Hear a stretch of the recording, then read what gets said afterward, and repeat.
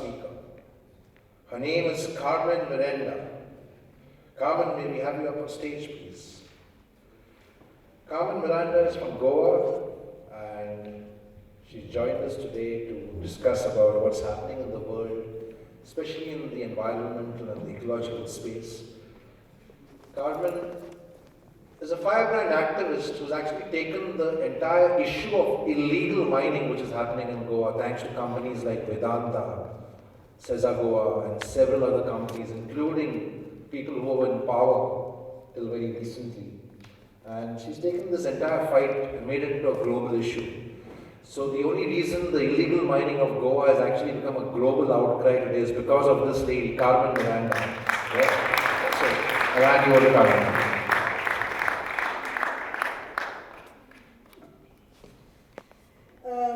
I thought I was going to speak about mining earlier, but then I decided that there is yet another issue I would rather talk about, and I will go through it as fast as I can, because I think it's one of the biggest and the most important and frightening issues that we have to face as human beings these days.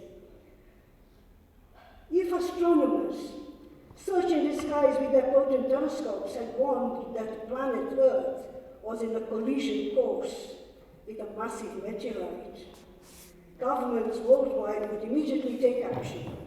They would all probably be cooperating with each other to set up operations, even like, Star Wars, and make it all a priority to attempt to divert the course of the meteorite. Everyone in the world would be aware of it, and many would try to get involved, finding creative and radical survival mechanisms and solutions, which would probably be immediately implemented. Cost would not be an issue. Right now, life on Earth is facing a danger, possibly comparable to a meteorite collision, but in slow motion. And I'm talking about global warming and climate change. But what are our decision makers worldwide doing? They are busy trying to accelerate that meteorite collision by adding more fuel to the fire that is contributing to global warming. In other words, they are fueling economic growth and unsustainable development that exacerbates global warming. And what are we all doing, dear friends? Is anybody panicking about it by any chance, except for me perhaps? Do you know how we are all contributing to global warming? Can we actually do anything about it? Or shall we just continue business as usual and hope for the best?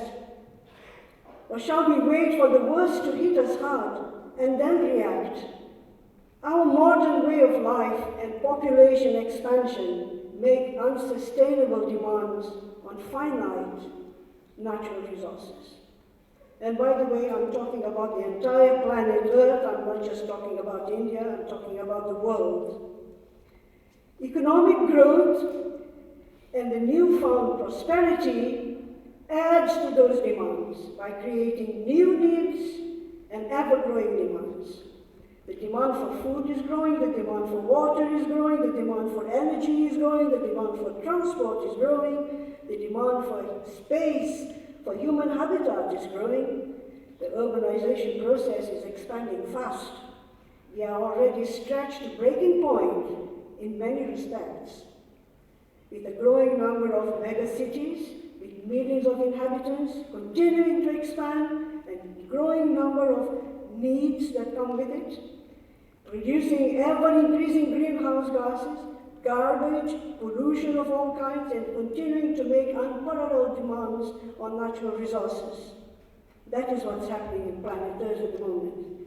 We are in a desperate situation, and I don't think people realize how desperate the situation really is. Without serious policy changes, scientists are nearly unanimously predicting that by the end of the century, the world would warm by degrees Celsius. It has already gone by 2, by the way. But policies alone will not help. The key to survival will be strict implementation of those policies in a war footing. But before policies comes the hurdle of trying to agree on those policies. As the general thinking amongst the decision makers is dominated by political and nationalistic concerns and guided by commercial interests and market forces. At present, we are being distracted by the virtual collapse of the global economy and concerned about the slowing down of economic growth in India and China, instead of being concentrated on the looming disasters created by climate change. Meanwhile, global warming meteorite is speeding up towards planet Earth, not recognizing geopolitical divisions and economic and business interests, not recognizing races or religions. It will hit everyone indiscriminately. So, the end of the century scenarios predicted by the World Bank report published just last week, called Turn Down the Heat, are devastating, and we are already getting a pretty good sample of what's coming our way. But it will be bigger and even more frequent, with ever-increasing capacity to wipe out, in a matter of minutes, decades of development efforts. The predictions include inundation of coastal cities, increasing risks of food production, many dry regions becoming even drier, many wet regions becoming even wetter, unprecedented heat waves in many regions, especially in the tropics, substantially exacerbated water scarcity, irreversible loss of biodiversity, including coral reefs. It all sounds incredibly familiar to me as an environmentalist. In fact, the predictions are already happening right now, and we don't have to wait for the end of the century to experience it. These are times, dear friends, to sit up and seriously consider what to do about it. Whatever we are doing, or whatever we have been doing so far, is patently wrong, and we need to put it right. The question is how and when. Time-wise, we should have started to put things right not tomorrow, but the day before yesterday. Some scientists suspect it might already be a bit too late to prevent the rising of global temperatures to the 4 degrees, but we must be done everything we can possibly do to prevent, reaching the predicted 4 degrees, which will really be catastrophic for us. Despite the alarming scenario, it seems that decision makers, industrialists, economists, and the business community at large are suffering from a serious psychological dysfunction caused by a conflict of contradictory beliefs and attitudes held simultaneously. That perhaps explains the fact that despite the knowledge of catastrophic consequences of sustained and unrestrained use of fossil fuels exacerbating climate change, they in fact celebrate each new discovery of oil and gas reserves and rejoice at the prospect of prolongation of use of cheap fossil fuels in their cars, in their trucks, in their power stations, and so on. In fact, our society in general seems to look incessantly for new areas to drill and explore. We in fact press for more oil to fuel our accelerated journey to oblivion. Decision makers and the powerful vested interests act like ostriches in danger who bury their heads in the sand. They seem to have developed a great ability to conveniently ignore the white elephant in the room. How many minutes do I have? 6 minutes. 6 minutes, okay. What is curious is that we intrinsically know that the physical infrastructure that we build requires care. Our bodies require care. Our roads, our drains, our pipes, our cars, our machines, everything requires care, maintenance, and investment in order to maintain and to improve its performance. Yet, when it comes to natural systems, our forests, our rivers, our oceans, our atmosphere, we take everything for granted and find it hard to recognize and accept that nature is also subject to deterioration and need maintenance and care for its optimal function and for our present and future existence. Somehow, people still have a great tendency to treat terminal tumors, as I call it in our thinking, with aspirins, when the only cure is probably a guillotine. Extreme solutions for extreme problems. What we desperately need and urgently need is radical change in our thinking. Many people think we will find a clever solution sometime in the future, like building solar shields in space or something like that, to keep the planet cool. That will probably be easier than changing our behavior. Because, my dear friends, the need of the moment is a radical change in our behavior and in our attitudes towards key issues that will ultimately make or break us. In particular, I fear the attitude that we can plunder and exploit nature with impunity. I fear our callousness towards the rights of other species to exist in their own space. I fear our disregard for the long-term consequences of trying to satisfy our present needs without much thought for the future generations. Our problems are not just those concerned with carbon emissions. These are so many other suicidal things that we are doing, like overfishing, destroying habitats, and eradication of species. It's not only the carbon footprint, ladies and gentlemen, but our own footprint as humans that we need to analyze. Humans, the predators, the selfish, the demanding, domineering, and powerful species that we are. And above all, we are the destroyers of our one and only habitat, planet Earth. But it is time to face the music. We either change our attitudes or we sit down and do nothing, which is in effect the position we have been conveniently adopted so far, or blame others for it. Those of us that try to do something must be careful not to end up just struggling with the effects and not addressing the real causes. When I recently spoke to someone in New York, about the effects of the Big Sandy disaster, he said, we have to build bigger, taller halls to protect Manhattan from flooding. Not for a moment did it cross his mind that perhaps the lifestyle and the cost of what we take for granted as modern life needs may need to be reconsidered to prevent the incidents and reduce the frequency of the mega storms.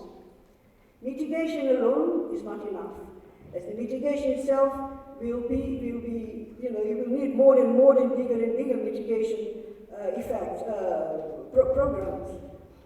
And of course, one of the characteristics of the rapid climate change is unpredictability of where it might next hit and how.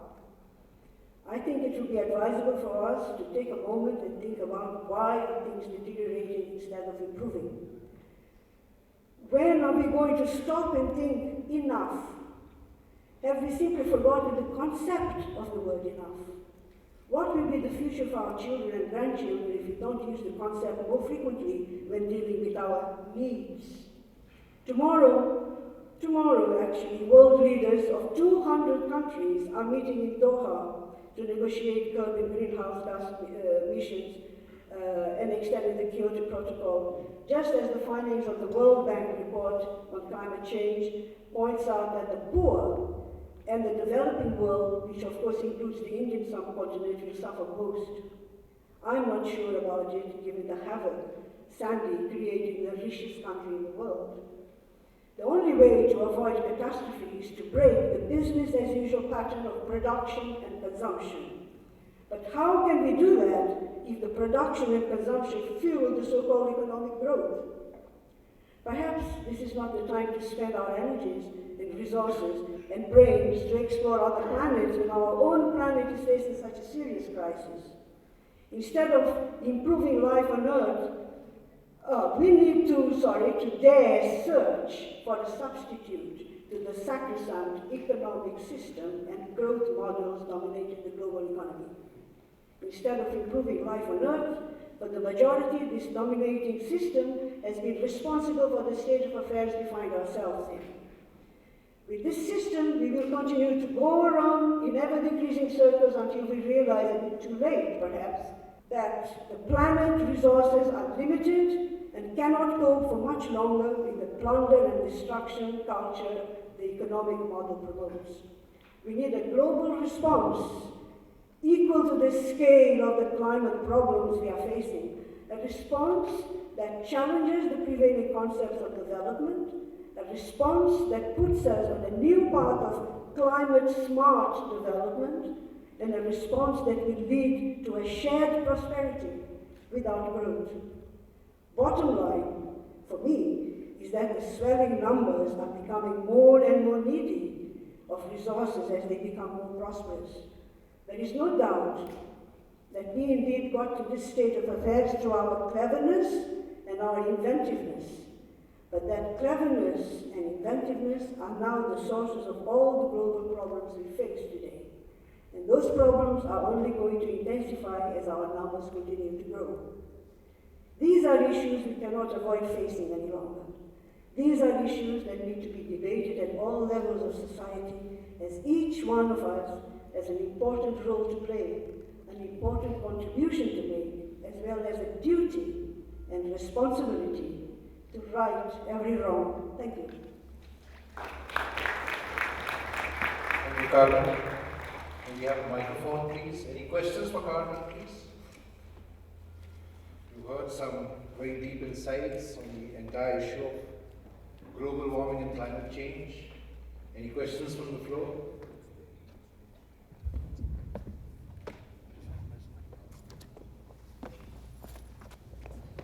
Yes, Yogesh.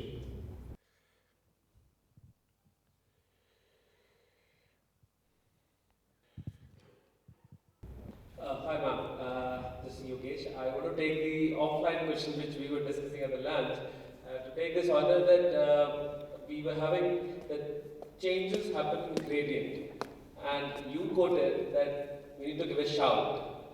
I would just like to have your view so that it can have a public impact about the change should happen in a gradient or in a shout. Okay, fine. I think I understand what you said. Well, I think that what will determine that is the speed with which things are going to hit us in our hands, the speed with which we have to do things. Nobody is ready to question the sacrosanct, economic system. People are just, the tendency of human beings is business as usual. Let's get on until, we are absolutely forced to change things. And I think that unfortunately, as I said, that our behavior, to change our behavior, it's one of the most difficult things that we as humans are going to find. It's almost impossible until you are absolutely forced because of something catastrophic has happened and there is absolutely no way you can carry on with the same behavior. And I think things are going to start happening very soon. Although, in the case of New York and the Sandy and the big mega storm, I don't think that even that was a lesson enough for people to say, hey, perhaps something needs to be done.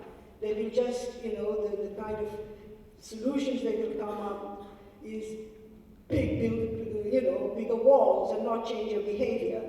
Don't do anything about the cause, just, deal with the consequences of it. That's, unfortunately, I have no idea. All I know is that this is a very, very urgent issue.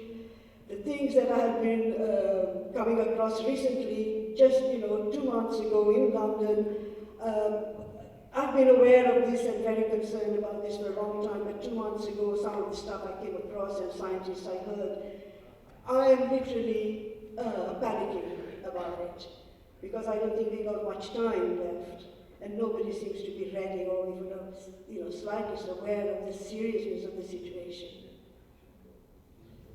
Just to add on this point, you said that the scientists might be having more knowledge than you said that some scientist was actually panicking, saying that we don't have much time. See, there are two parts which I understand. One is the knowledge, when you have a knowledge, and one is the ignorant part. Yeah. So a lot of people are living in ignorance. They don't know what's happening, so they're not doing anything about it. Yes. So knowledge component, is that something which, if distributed properly, can make a shout? And what is your take on that, how it should be done? Well, it's very difficult because when they have meetings on climate change and global warming and worldwide reports about it, which is just happening tomorrow yet again, world leaders, each one sort of is trying to defend their economic concerns first. And until that mindset is removed and people are really, say, hey, we are in one planet, one world, we are all in it together. We have to start thinking differently, perhaps. I have no idea how you're going to make decision makers change that, because either it comes from movements from the ground, from grassroots, but as you said, it's very difficult to let people know. The poor are going to sort of start suffering, immediately.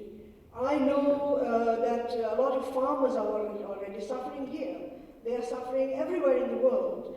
I mean, the United States is an amazing example of this kind of behavior and mentality. They had the biggest drought in the last century, the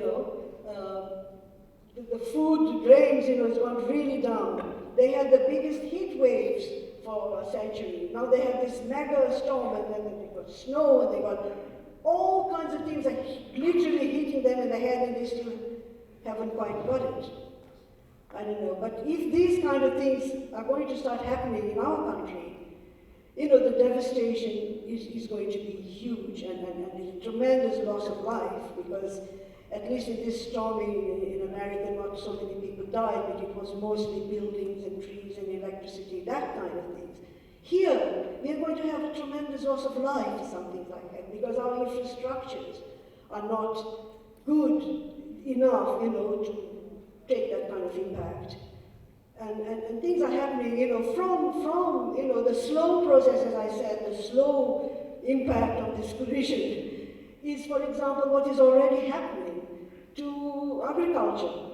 Farmers are noticing how, their production is going down, that plants that, mango trees that should flower at a certain time flower in another, then there is a heat wave or some cold and it kills everything, and they are noticing in their production of grains what they can be done or can't be done, they are already noticing severe effects here in India.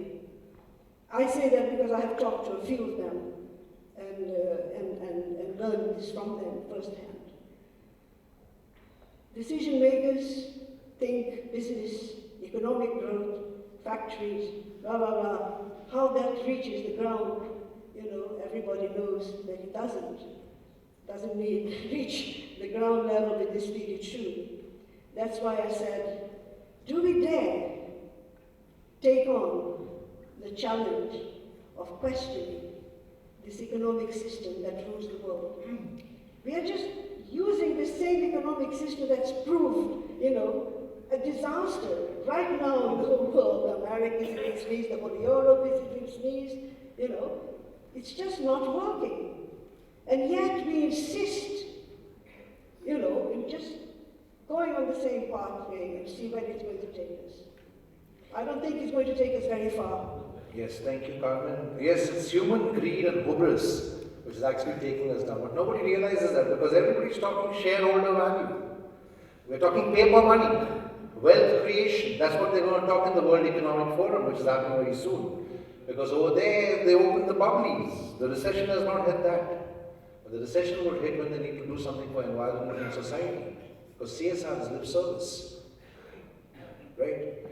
So, yes. Yeah. Good afternoon. I'm Ananya and I'm 14 years old. So, excuse my question if it comes across as a bit childish. But you said about global warming and how drastic this issue is. In our schools, in 6th grade or 7th grade, we only have one small paragraph in our textbooks about what it is all about. Maybe only the basics. During our final exams, we get a 5-mark question, and we actually do rote learning about it. There's not much awareness in the youth, among us, the kids. And about the change, you say the change will happen, but there's not much that is really happening. The kids are not aware of what's actually happening in the globe and in the world around us. And if the change does happen, will it be too late? Will the next generation, will it even live to see the world that we are in? I don't think, frankly, what some scientists are saying is that, when the gases go up, they start already working. The gases that are going to raise even further the temperature, perhaps by another degree or so, are already up there. See? So if we do something now, we're going to slow down. We might sort of try and prevent it somehow to get it to 4 degrees. But I don't think that people are ready because, like I said, there is no awareness. I mean, that's why I could have stand up here and talk about mining. And I felt that I had to talk about this because not enough people are really confronting the people with the reality and this kind of situation in which the link of the economic activity, you know, and the way that we are sort of imitating the West in our so-called development. Nobody questions development. What is this development we are all going for? What is this economic growth for whose benefit, you know, and at what cost? Because people think, I'm environmentalist, okay, I'm trying to save the Western Ghats in the south of India because it's a beautiful mountain. No. Yes, it is beautiful mountains, but we are part of nature, we are part of the system, we are part of the ecology, you know, and that means that we depend on everything in nature. Now, if we cut all the mountains, say in the Western Ghats, I come from Goa, I've been fighting the miners, trying to stop them from cutting our mountains and our forests there. It's not just to save the trees because they're beautiful and for the birds. It's because the trees provide us the system for us to have water. Without water, we cannot survive. Basic bottom line is that. Okay? We are trying to protect the environment because we are part of it and we need it. We need it to survive as human beings. And then there are all the other causes. Other animals, other beings, biodiversity has equal rights. Why do we think that we are so superior that we have the right to destroy everybody else's habitat and environment and the chance to live? The point is that there is thousands of animals, of beings, eradicated every year at the moment at a tremendous speed because of actions of humans, because the way we are developing. It will come a point when we will find that, hey, now comes a point we need all these beings, all these animals, and they're not there, okay? And we won't be able to survive either. Our turn will come as part of the eradication of species. Thank you, Carmen. Just to quote a very old Native American saying, the saying goes that we do not inherit the world from our ancestors, we borrow the world from our children.